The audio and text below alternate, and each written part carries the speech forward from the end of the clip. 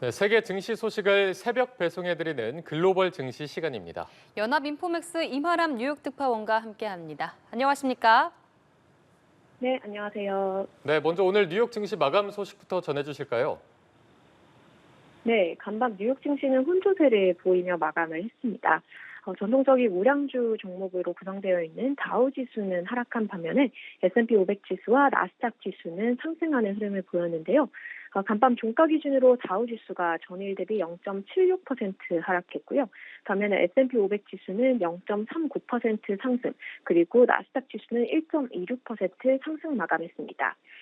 최근 뉴욕 증시에서는 우량주인 다우지수와 기술주 중심인 나스닥 그리고 S&P 500 지수의 향방이 연일 엇갈리는 흐름이 관측이 되고 있습니다. 간밤 같은 경우는 기술주가 강하게 반등하면서 힘을 내주는 모습이 나타났고요.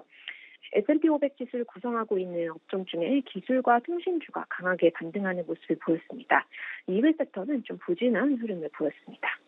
네, 최근 엔비디아 주식이 변동성을 보이고 있는데요. 오늘은 어땠습니까? 네, 최근까지 엔비디아 주식이 지난 3거래일 동안 좀 매서운 조정을 받았었습니다. 하지만 오늘은 오랜만에 매우 강하게 반등하는 흐름이 펼쳐졌는데요. 엔비디아 주식 오늘 전일 대비 6.76% 급등하면서 126.09달러에 마감을 했습니다. 엔비디아 4거래일 만에 강한 반등이 나왔고요. 또 오늘 6% 이상 오르면서 어제까지의 3거래일 동안의 낙폭을 절반 정도 되돌렸습니다. 오늘 기준으로 엔비디아 시총도 다시 3조 달러 위를 회복을 한 상태이고요. 이렇게 오늘 엔비디아 주식이 상승한 데에는 저점 매수 심리가 강하게 작용을 한 것으로 보입니다. 물론 최근 엔비디아가 약간 이제 좀 고전했었고 또 AI 버블론에 대한 얘기가 많이 나오긴 했지만 엔비디아에 대한 월가의 전반적인 전망은 굉장히 낙관적인 상태이고요. 뿐만 아니라 지난 며칠 동안 주가가 급락했을 때 일부 ETF 등에서 엔비디아의 주식을 대거 순유입하는 현상도 벌어졌습니다.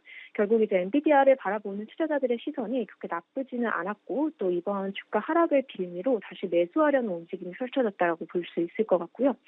엔비디아 같은 경우는 이제 뉴욕 시간으로 내일 연내 주주총회가 예정이 되어 있습니다. 엔비디아 주식 최근에 오르락내리락 하는 모습을 보이고 있는데요. 내일 이벤트가 엔비디아 주식의 다시 방향성을 좀 잡아줄 수 있을지 투자자들은 기대하고 있는 상태입니다. 네, 엔비디아의 4거래일 만에 급등 소식도 전해주셨고요. 다른 빅테크 기업 이슈들도 함께 전해주시죠. 네, 오늘 뉴욕 증시에서 기술주가 대체로 좀 힘을 내주면서 서학개미들의 최애 종목들 대체로 주가가 모두 오르는 모습을 보였습니다. 가장 이제 유명한 이제 M7 종목이죠. 이 중에서 구글 그리고 메타 플랫폼스, 테슬라가 모두 2%대 상승하는 모습을 보였는데요. 마이크로소프트와 애플, 아마존도 이제 강보합 수준에서 마감을 하는 모습 나타냈습니다. 오늘 빅테크 중에서 이제 애플 같은 경우 월가에서 또 긍정적인 투자 의견을 받았습니다. 월가 최대 투자 자문사 에버코어 ISI의 의견인데요. 애플에 대한 12개월 목표 주가를 상향 조정하는 모습을 보였습니다. 이 최근에 발표한 애플의 인공지능인 애플 인텔리전스로 인해서 애플 아이폰에 대한 매출이 증대될 것으로 보인다라는 전망을 전했고요. 테슬라 같은 경우는 이제 사이버 트럭의 일부 결함으로 인해서 리콜을 진행한다는 소식이 전해졌습니다. 하지만 부정적인 뉴스에도 불구하고 주가는 2.6% 정도 상승하는 모습을 보였습니다. 이외에 오늘 주가가 폭등한 종목이 있습니다. 우선 미국의 전기 픽업 트럭 업체인 리비안인데요. 리비안 같은 경우는 이제 독일의 폭스바겐사가 리비안에 최대 50억 달러를 투자하겠다는 소식이 전해졌습니다. 이에 따라 오늘 리비안이 장 마감 이후 주가가 40% 이상 폭등하고 있는 상태입니다. 네, 한편 이날 주요 경제 지표들이 발표가 됐는데 어떻게 나왔습니까? 네, 오늘 발표됐던 글로벌 경제 지표 중에 가장 인상적이었던 것이 캐나다의 지난 5월 인플레이션 수치입니다. 캐나다가 5월 달에 소비자 물가 지수 CPI 지표를 발표했는데요. 이 CPI 지표가 좀 굉장히 높은 수준으로 나왔습니다. 헤드라인 숫자가 전년 동기 대비로 2.9% 상승을 했는데요. 직전월 수치라든지 월가의 예상치에 비해서 크게 높은 수준으로 나왔습니다. 이 캐나다 중앙은행 같은 경우는 이번 달 초에 기준금리를 인하를 했었는데요. 인플레이션이 이렇게 다시 튀어오르면서 향후 인하는 다시 좀 불투명해진 상태입니다.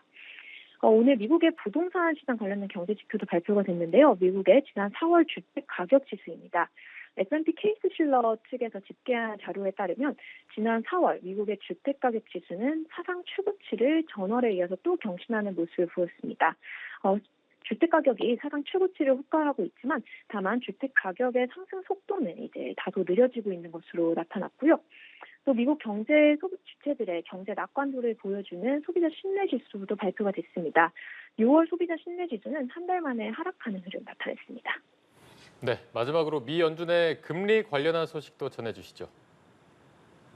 네, 오늘 2명의 연준 인사가 공개 발언을 전했습니다. 다소 매파적인 발언이 나온 하루였는데요.